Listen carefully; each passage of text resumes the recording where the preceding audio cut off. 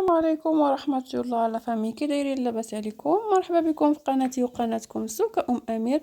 اليوم جيت نشارك معكم بواحد الكاطو بواحد الكلاصاج اللي فعلا مغواق كيف ما كتشاهدوا معايا في الصور، اللي كيجي جد رائع جدا. كنتمنى لكم فرجة ممتعة ونخليكم الان مع المقادير وطريقة التحضير. بركة الله، اليوم غنحتاجو في هذا الكاطو كلاصي ولا كاطو صواغي كيجي زوين بزاف، اللي كيعطينا واحد الكمية وفيرة، كيجي غزال رائع. كنحتاجو فيه جوج ديال البيضات، عندي جوج ساشي ديال الفاني، ملعقه كبيره ديال الكاكاو، عندي هنا شوكولا حبيبات، عندي 250 غرام ديال الدقيق، ما يعادل جوج الكؤوس كبيره ديال قياس العنبه. كيف ما ذكرت 250 غرام ديال الدقيق. غنحتاجو كذلك قبصه ديال الملح، غنحتاجو 225 غرام من الحليب، اي ملي من الحليب، وعندنا جوج كأس ونصف ديال الزيت ما يعادل 225 ملي. غنحتاجو كأس ونصف ديال السكر الخشن، سكر حبيبات 225 غرام. ندوزو الان الطريقه ديال التحضير وانتم معايا. كيف ما كتعودوا معايا في الخلاط الكهربائي، غناخدو جوج البيضات دائما بحراره الغرفه، هاي حراره المطبخ.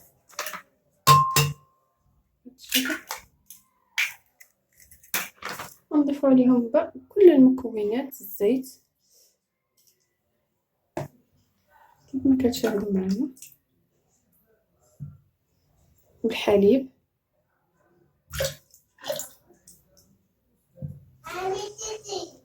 والسكر حبيبات.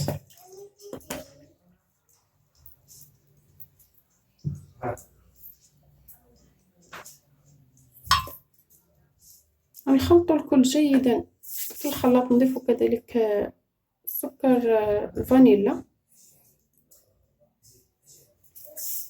نخلطوا الكل في الخلاط.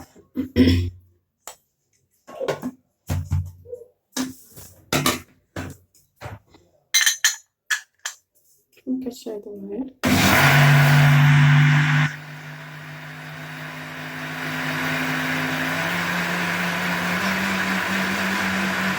نخلطوا الكل جيدا، من بعد نتلاقاو.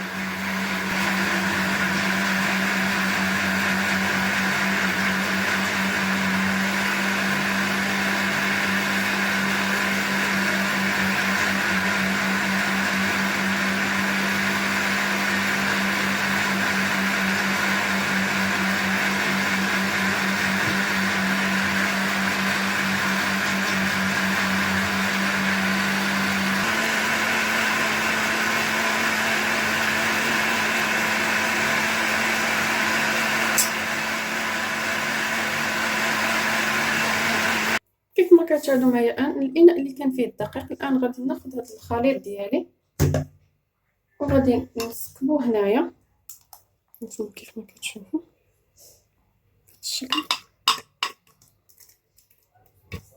نسكبوا هذا الخليط. والان غنضيفوا عليه الدقيق ديالنا والكاكاو، غنضيفو بشويه بشويه كيف ما كتشاهدوا معايا، ونحاولوا نخلطوا جيدا كيف ما كتشاهدوا معايا.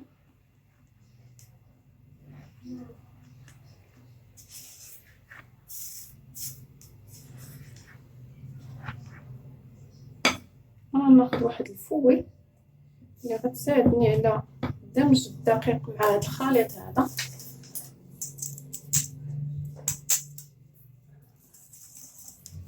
كيف ما كتشاهدوا معايا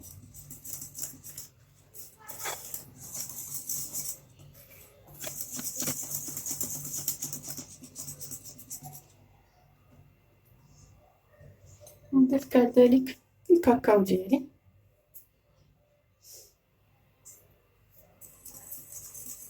بغيتو تخليو لو كاك ما ديروش الكاكاو والضعف وتزيدوا الكميه ديال الدقيق، كيبقى لكم الاختيار. كيف ما كتشاهدوا معايا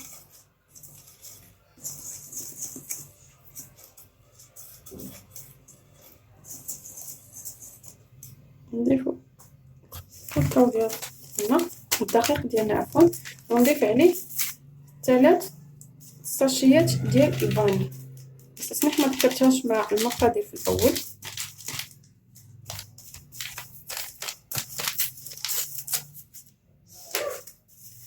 وغادي الان غادي نسخن الفرن على درجه الحراره 180 باش ندخلو الكيك ديالنا. ياك بغيتو ديروا طبقه مقرمشه في الوسط ولا ديروا انكم تخلطوا المكونات كلها في وسط الكيك بلا كثرة يعني الماعن وكثرة يعني هذا. خلطوا جميع المكونات في طبقه واحده. نزيد انا واحد شويه د الكاكاو حيت كتعجبني انايا اللوغو ديال الكاكاو، كيعجبني كيجي رائع.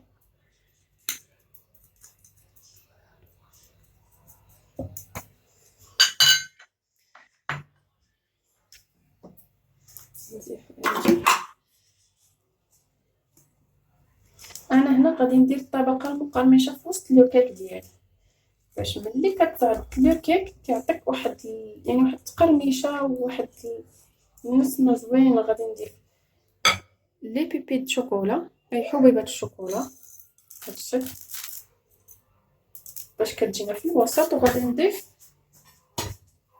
كذلك قليل من اللوز، انا قطعته غير هكا بالموس. عندكم كركاع، عندكم اي مكسرات يمكن لكم تضيفوها، يعني كتجي رائعه.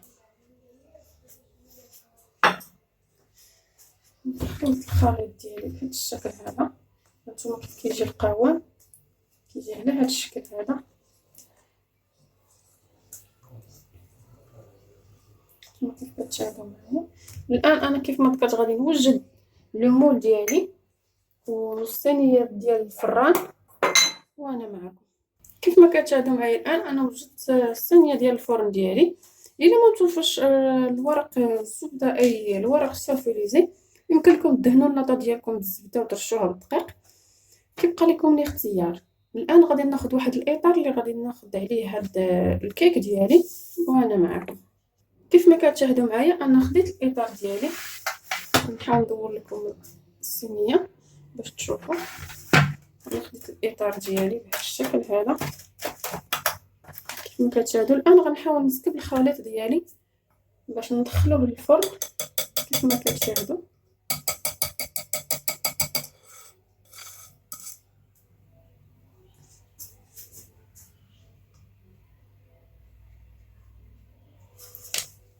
بسم الله. ثم كيف ما كتشاهدوا معايا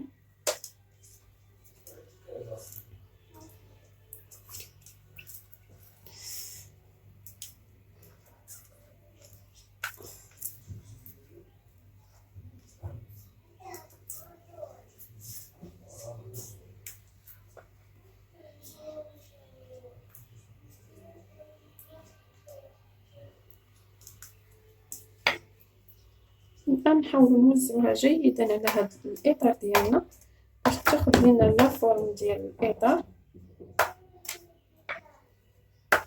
كذلك واحد السر من الاسرار ديال الكيك ديالنا باش كيجينا مهوي من الداخل، كنحاولوا اننا نخبطوه شويه مع سطح العمل باش كيجينا متساوي وكيخرج لنا داك الهواء اللي كيكون لداخل. كيف ما كتشاهدوا معايا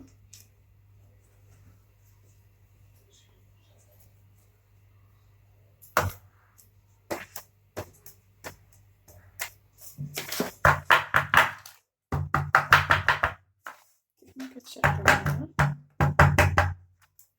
نحاولوا نقادو لو كيك ديالنا. هانتوما كيف ما كتشاهدوا معايا الان انا غادي ندخلها للفرن. كيف ما سبقت وذكرت انني سخنت الفران من قبل على درجه الحراره 180. الان غندخلوه الفرن ديالنا ونتلاقاو نكملوا الباقي ديال الكيك ديالنا. كتشاهدوا اعزائي هنا من بعد ما طاب الكيك ديالنا، هانتوما كيف ما كتشوفوا كيف كنقيسو بالاصبع ديالي كيهبط وكيطلع هكايا، كيجي اسفنجي رائع جدا. الان غادي نوجدوا الكريمه ونخليو الكيك ديالنا يبرد واحد شويه وندوزو نوجدوا الكريمه. خليكم معايا.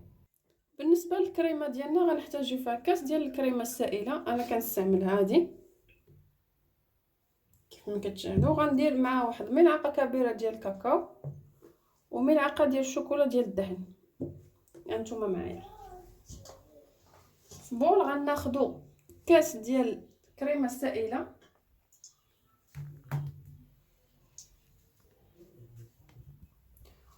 وغنضيفو عليه ملعقه كبيره ديال الكاكاو، وكذلك غناخدو واحد ملعقه كبيره من الشوكولا ديال الدهن.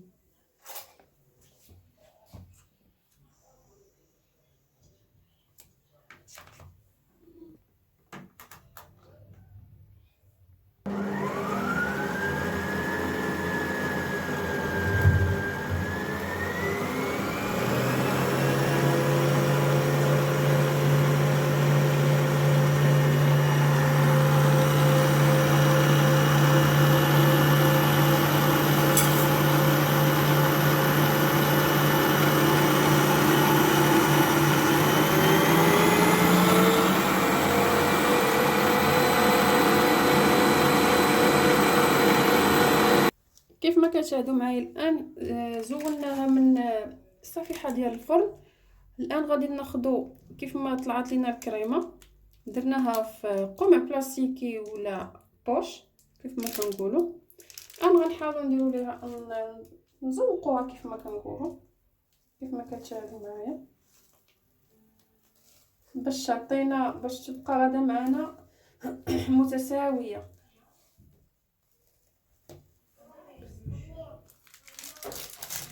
هانتوما اعزائي من بعد ما بدينا كنديروا الكريمه ديالنا، الان انا غادي ناخذ لي بيبيت شوكولا غادي نديرهم بهذه الطريقه هذه. كتعجبني انايا واحد الطبقه تكون فيها الشوكولا، وغندير كذلك اللوز اللي غير مقطع غير طريفات، وغادي نزيد طبقه ديال لا كريم ديالي.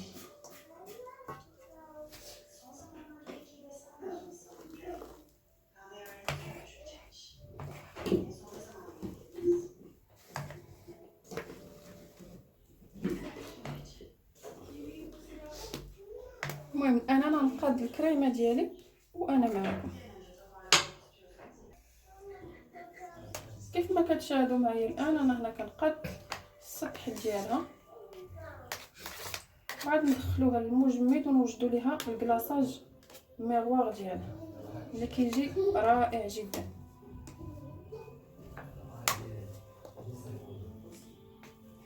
الان ندخلوها للمجمد نخليوها حتى تشد راسها، وكيف ما ذكرت غنوجدوا لها واحد الكلاصاج ميغوار اللي كيخليها فعلا كالمرآة. المهم ها نتوما معايا كيف ما ذكرت في اول الفيديو، ما تمشيو فين كملوا الفيديو من الاول حتى الاخر باش تعرفوا النتيجه ديال هذا الكاطو ديالنا. والسلام عليكم. الان كنحضروا الكلاصاج ديالنا اللي كناخذ 200 غرام ديال السكر الخشن اي كاس العنبه، وكنضيف عليه ربع كاس ديال الماء، وغادي ناخذهم الان غنديرهم في فوق النار حتى يندمج لي داك السكر والماء، ونحصل على واحد يعني نحس بالسنيده ديالي راها دابت ما بقاتش عندي دوك الحبيبات. وعاد ندوزو نحضروا الكاكاو ديالنا مع الكريمه السائله وباقي المكونات. من بعد اعزائي كناخذ كاسرونه واحده اخرى او اناء اخر كنضيف فيه الكريمه السائله كاس، وكنديرها حتى هي كتغلى واحد شويه فوق النار. من بعد ما كتغلى لينا حتى هي كنخليوها واحد شويه كتبرد، كناخذوا داك السكر اللي درناه حتى هو فوق النار كنجيبوه. المهم نتوما غتشوفوا معايا المراحل كلها. نديروا الكريمه ديالنا فوق النار تسخن واحد شويه وانا معكم. والان اعزائي غناخذ الكاكاو ديالي اللي غادي نغربلو، غنضيفو على داك السكر سنيده وداك ربع كاس ديال الماء من بعد ما غلات كيف ما كتشاهدوا. غنحركوها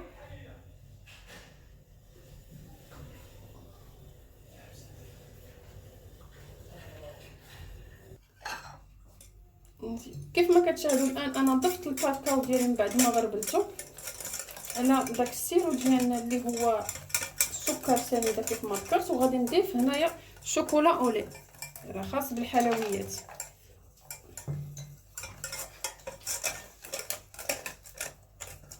هانتوما كيف ما كتشاهدوا معايا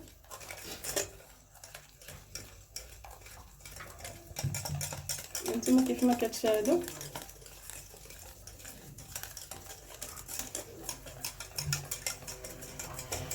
والان غنضيفوا الكريمه السائله اللي حتى هي سخناها ما حدا سخونه، غنضيفوها على هذا الخليط ديالنا هانتوما كيف ما كتشاهدوا. وفي الاخير غنضيفوا 2 ورقات ديال الجيلاتين اللي من قبل زدناهم في الماء.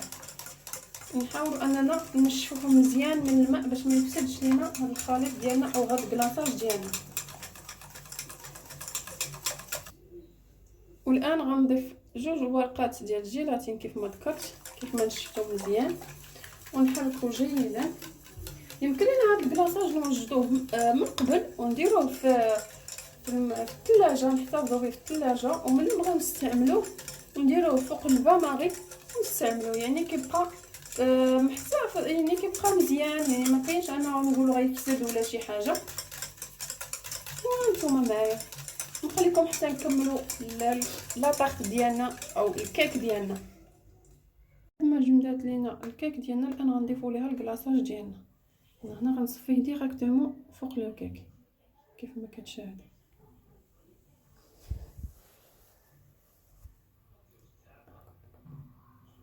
نصب الكل كيف ما كتشاهدوا معايا. الان نحاولوا نوزعوا على الكيك ديالنا. كيف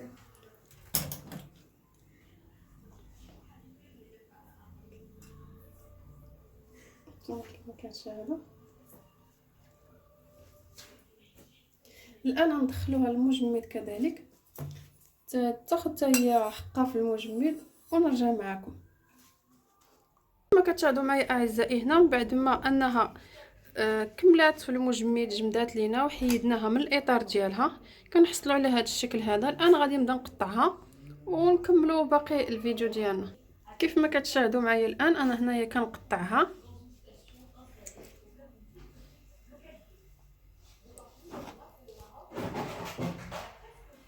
من بعد ما نكملوا التقطيع ديالها كيف ما كتشاهدوا معايا الان غادي ندوز باش نفينيوها. او اعزائي هذا هو الشكل النهائي ديال الكاطو ديالنا. هانتوما كيف ما كيجي رائع جدا. هانتوما كيف ما كتشاهدوا معايا كيجي راقي لا في الشكل ولا في المذاق، كيجي هائل. كنتمنى انكم تجربوه وتردوا عليا في لي كومونتير، وكنتمنى انه ينال الاعجاب ديالكم والاستحسان ديالكم، وتبارطاجيو الفيديو مع العائله والاحباب ولا فامي. ودائما كنشكر الناس اللي مابونين عندي في لاشين، واللي مازال ما تابوناش عندي في لاشين كنقول لكم ضغطوا على الزر الاحمر وفعلوا الجرس باش يوصلكم دائما جديد. والسلام عليكم الى فيديو قادم ان شاء الله.